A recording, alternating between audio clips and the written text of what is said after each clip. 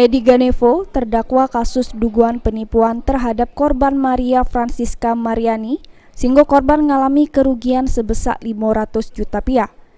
Ini dirinya harus bertanggung jawab dan diadili di Pengadilan Negeri Palembang. Di hadapan majelis hakim yang diketuai Edi Saputra Pelawi, Jaksa Penuntut Umum Kejati Sumsel bacoke tuntutan terhadap terdakwa Edi Ganevo. Jero tuntutannya, menyatakan terdakwa Edi Ganevo terbukti secara sah dan meyakinkan bersalah melakukan tindakan pidana penipuan sehingga melanggar pasal 378 KUHP dan menjatuhkan hukuman dengan pidana penjara selama 2 tahun 6 bulan.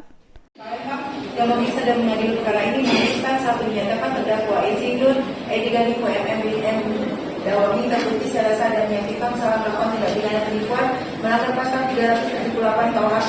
2. Menjatuhkan pidana terhadap terdakwa dengan pidana penjara selama 2 tahun dan 6 bulan dikurangi selama terdakwa berada dalam tahanan dengan perintah agar terdakwa tetap berada dalam tahanan.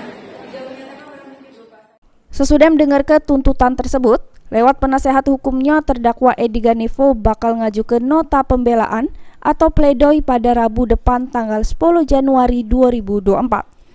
Lutfi, PAL TV.